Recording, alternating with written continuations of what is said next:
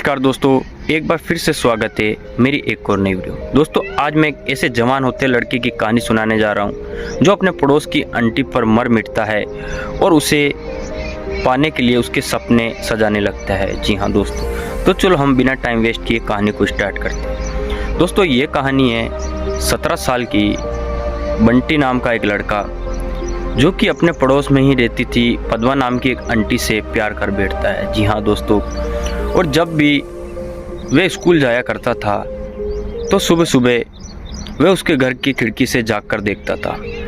जब वह नहाती रहती थी तो वह सारी हरकत देखता था। वो देखता था नल से बाल्टी भरने की आवाज़, और दूसरी तरफ कपड़े उतारती पद्मा आंटी, अपना ब्लाउज उतारती हुई नंगी पीठ, ये सब कुछ हरकत बंटी देखता था। जी हाँ दोस्तों, लगातार ये चीज़ें वह देखता था जिसके कारण वह लगातार जवान होता जा रहा था और वह आंटी को पाने के लिए और अपनी हवस मिटाने के लिए सपने देखता था और वह रात रात भर आंटी के बारे में ही सोचता था।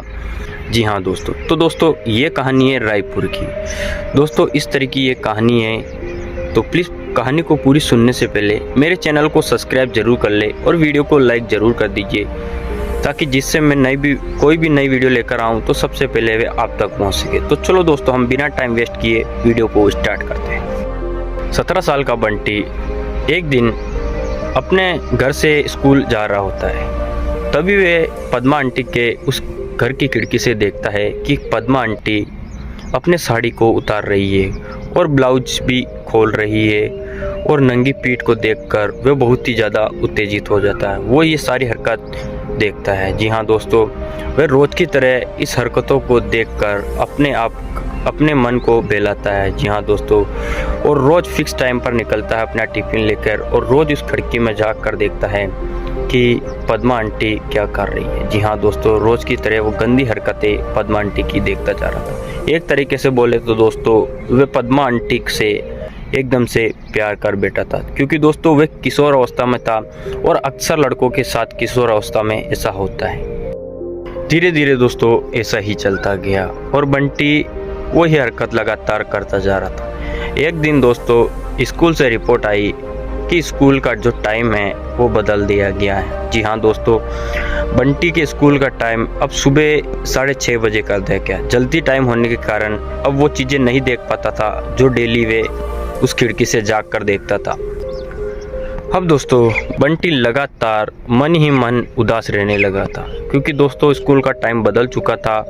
अब वो ये चीज़ें नहीं देख पाता था जो रोज़ देखता है। पद्मा आंटी के शरीर की हर एक पार्ट्स को वो देखता था, लेकिन अब वह नहीं देखता है। जी हाँ दोस्तों, जिसके कारण वह बहुत ही ज़्यादा उदास रहने लगा था। एक दिन दोस्तों वह घर से 6:30 बजे स्कूल की तरफ जा रहा होता है। तभी उसे रास्ते में पद्मा आंटी मिलती है। पद्मा आंटी एकदम से बंटी को आवाज़ लगाता है, क्या रे बंटी, तुम्हारे लिए मैंने सांभर इडली भेजी थी, क्या तुमने खाई? क्या तुमको पसंद आई है क्या? तभी अचानक से बंटी के मन में एकदम से करंट सा दौड़ता है। तभी अचानक से बंटी के शरीर में एकदम से करंट सा दौड़ता है। जी हाँ दोस्तों, वो देखता है कि सामने खड़ी पद्मा आंटी पारदर्शी ब्लाउज पहनी और ज़बरदस्त साड़ी में, एक अच्छा फिगर उसका, और मुंह में पान चबाए हुए, और उसके होठ जो थे वो पान से एकदम से लाल हो रहे थे। एकदम कहे तो दोस्तों हम पटाखा दिख रही थी पद्मा आंटी। जी हाँ दोस्तों, वह शर्मा कर अपनी गर्दन नीचे कर लेता है और नहीं कहकर वहाँ से भाग जाता है। जी हाँ दोस्तों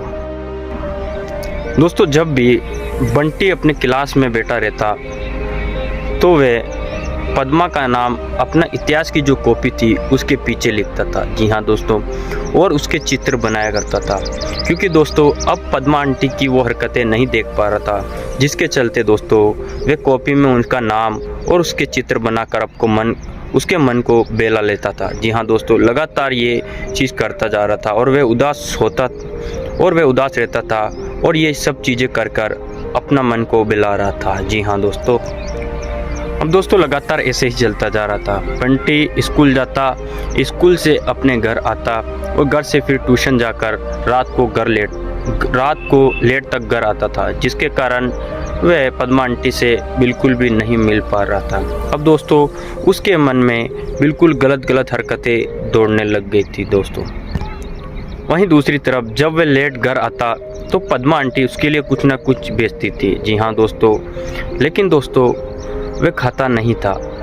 माँ उसे कहती कि पद्मा आंटी ने तेरे लिए खास बनाकर भेजा है, लेकिन दोस्तों वह कटोरी को साइड में खिसका देता था और वह बिल्कुल भी नहीं खाता था, क्योंकि दोस्तों वह पद्मा आंटी के चक्कर में बहुत ज़्यादा पागल हो चुका था। वह अपनी हवस और अपना प्यार पद्मा आंटी के साथ ही मिटाना चाहता था। जब बंटी खाना नहीं खाता था तो उसकी माँ ही उस खाने को खाकर साफ कर देती थी। जी हाँ दोस्तों, और जब भी दोस्तों बंटी की जो माँ थी वो पद्मा के बारे में कुछ उल्टा सीधा बोलती तो वह बिल्कुल भी ये सुनना उसे बिल्कुल भी पसंद नहीं था। जी हाँ दोस्तों, वह पद्मा आंटी के बारे में अगर कोई भी कुछ भी बोलता तो उसे बिल्कुल भी सुनना पसंद नहीं था, क्योंकि दोस्तों वह प्यार कर बैठा था। दोस्तों एक दिन पद्मा आंटी का जन्मदिन था। जी हाँ दोस्तों, पद्मा आंटी के जन्मदिन के दिन बंटी सुबह जल्दी उठता है और उठने के बाद दोस्तों वह बहुत ही खुश होता है, क्योंकि दोस्तों जिसे वह प्यार करता था उसका आज जन्मदिन था। जी हाँ दोस्तों, जब दोस्तों बंटी बाहर निकलकर अपनी जेब को टटोलता है तो मात्र उसकी जेब से 20 रुपये निकलते हैं। जी हाँ दोस्तों, वह भागते हुए दुकान पर जाता है और एक गुलदस्ता लेने की कोशिश करता है, लेकिन गुलदस्ता 300 रुपये होने के कारण वह नहीं ले पाता है, जिसके कारण वह एक गुलाब का फूल लेता है। मात्र 10 रुपये का गुलाब का फूल लेकर 10 रुपये वापस अपनी जेब में डालकर पद्मा आंटी के घर की तरफ निकल जाता है। जी हाँ दोस्तों, जब वह जाता है तो वह देखता है कि पद्मा आंटी एकदम पटाखा बनी हुई बहुत ही गजब तरीके की माल दिख रही थी। जी हाँ दोस्तों, और वो देखते ही उसके तो दोस्तों शरीर में करंट आ जाता है। जैसे ही उसके शरीर में करंट आने लगता है तो आंखें एकदम उसकी चमकने लगती है। वह जाकर पद्मा आंटी को अपना फूल दे देता है। घर में बहुत ही ज़्यादा भीड़ हो रखी थी और वह जाकर देखती थी, उसके गले लगा लेती है। जी हाँ दोस्तों, जैसे ही गले लगाती है तो वह उसके सीने से चिपक जाता है। उसके गद्देदार सीने ऐसे बिल्कुल दोस्तों एकदम से गद्देदार सीने दबक रहे थे।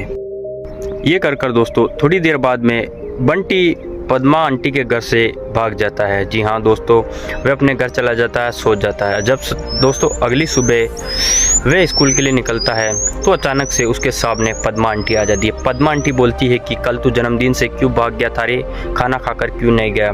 तो तभी बंटी बोलता है कि मेरे सिर में दर्द था। जी हाँ दोस्तों, तभी पद्मा आंटी बोलती है कि मेरे को बोलता रे, मैं तेरी मालिश कर दी थी रेड ऑयल से। जी हाँ दोस्तों, ये कहकर पद्मा आंटी अपना हाथ बंटी के सिर में रखकर उसके बालों को सहलाती है। जी हाँ दोस्तों, लेकिन दोस्तों बंटी एकदम से पीछे खिसक जाता है। तभी वह जोर से हंसकर बोलती है कि बंटी यार, तू तो बहुत ज़्यादा शर्माता है, तू शर्माया मत कर। तेरे जो उम्र के लड़के होते हैं क्या पता नहीं ना जाने क्या क्या कांड करते हैं, और तू बिल्कुल एकदम से शर्माता है, बिल्कुल बोला। ये कहती हुई पद्मा आंटी उसके लिए खीर लेकर आती है, लेकिन दोस्तों बंटी साफ साफ मना कर देता है खीर खाने के लिए। तभी पद्मा आंटी बोलती है कि तेरे को पता है ना, घर के अंदर अब भरी हुई कटोरी वापस नहीं जाएगी तो अब खाली कटोरी ही जाएगी। अब दोस्तों बंटी लगातार स्कूल से घर और घर से ट्यूशन और शाम को लेट आता था। अब उसे दोस्तों काफ़ी दिनों से पद्मा आंटी नहीं दिखाई दे रही थी। वे एक दिन हिम्मत करके अपनी माँ से पूछ लेता है कि माँ, पद्मा आंटी कहाँ है? तो अभी उसकी माँ बोलती है कि बेचारी बीमार हो रही है, काफ़ी दिनों से बहुत ज़्यादा बीमार होने के कारण वे बिस्तर में पड़ी रहती है। अभी बंटी की माँ कहती है कि बेटा मैंने टमाटर का सूप बनाया है, क्या तुम पद्मा आंटी को पकड़ा कर आ जाओगे? तभी दोस्तों ये सुनकर दोस्तों बंटी बहुत ही ज़्यादा खुश हो जाता है और कहता है कि माँ मैं पकड़ा कर आ जाऊँगा। तुरंत ही टमाटर के सूप का भगोना लेकर पद्मा आंटी के घर जाता है। जब दरवाज़ा खोलता है तो देखता है कि दोस्तों पद्मा आंटी जो थी वो पेंटी में बैठी थी और बिल्कुल से बिखरे हुए बाल एकदम से अलग ही तरीके से बैठी थी। वे देखकर दोस्तों उसमें एकदम से करंट दौड़ जाता है। जी हाँ दोस्तों, पद्मा आंटी अपने पास बुलाती है, बोलती है क्या लाया रे?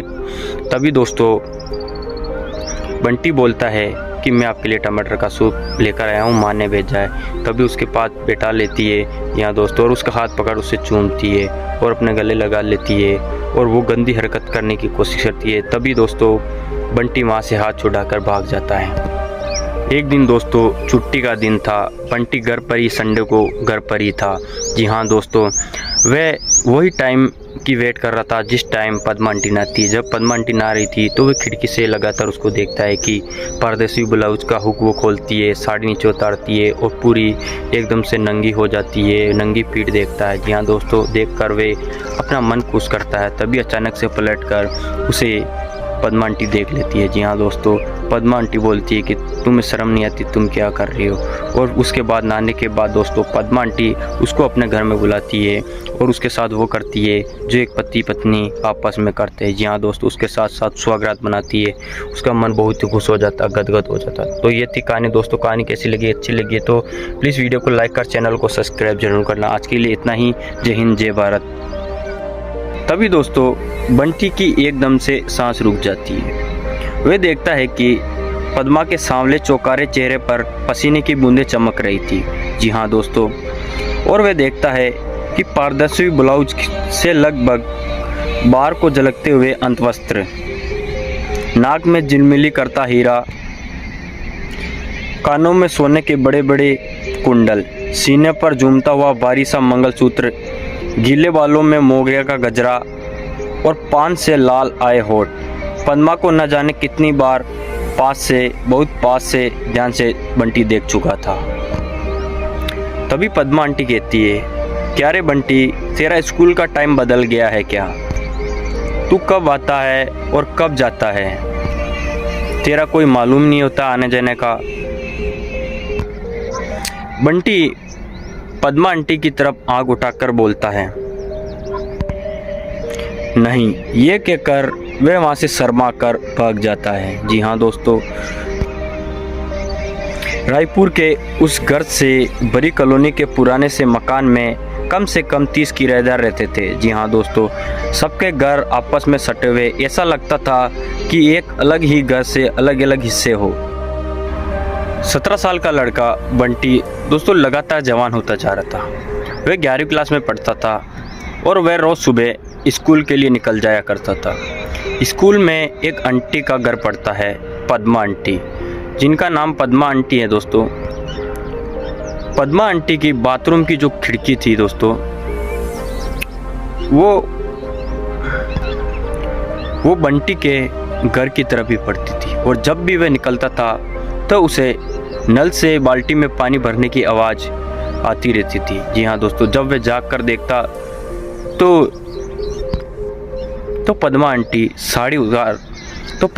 साड़ी उतार कर नहाती रहती थी। जी हाँ दोस्तों, ये सब कुछ हरकत वह रोज करता था। जी हाँ दोस्तों, वह लगातार पद्मा आंटी की इस हरकत को देखता था। एक दिन दोस्तों बंटी के स्कूल का टाइम बदल जाता है। जी हाँ दोस्तों, अब उसका टाइम सुबह 6:30 बजे का होता है। जल्दी टाइम होने के कारण वह काफ़ी उदास रहता है। एक दिन दोस्तों सुबह 6:30 बजे अपना टिफिन लेकर स्कूल के लिए निकलता है। तभी उसे रास्ते में पद्मा आंटी मिल जाती है। पद्मा आंटी हंसकर उसे बोलती है, क्या रे बंटी, कल तुम्हारे लिए सांभर इडली भेजी थी, क्या तुमने खाई क्या? कैसी लगी है तुमको? तो दोस्तों बंटी की एकदम से सांस रुक जाती है। वह देखता है कि पद्मा के सांवले चौकारे चेहरे पर पसीने की बूंदें चमक रही थी। नीले रंग के चेक की साड़ी के आंचल के माथे में पहुंचकर लापरवाही से आंचल उछाल फेंक। और इस कहानी में ऐसे कल दिलचस्प मोड़ आएंगे जिसे सुनने के बाद आपका मन भी खुश हो जाएगा। जी हाँ दोस्तों, आपका मन भी गदगद हो जाएगा। तो चलो हम कर दोस्तों एक बार फिर से स्वागत है मेरी एक और। तो दोस्तों आज मैं आपके लिए एक धमाकेदार स्टोरी लेकर आया हूँ जिसे सुनने के बाद आपका मन भी गदगद हो जाएगा। जी हाँ दोस्तों, तो चलो हम बिना टाइम वेस्ट किए वीडियो को स्टार्ट करते हैं। ये कहानी है एक जवान होते लड़का, 17 साल का बंटी नाम का लड़का। जी हाँ दोस्तों, वह पड़ोस की आंटी के बारे में तरह तरह के सपने सजाने लगता है। और इस कहानी में ऐसे कई दिलचस्प खतरनाक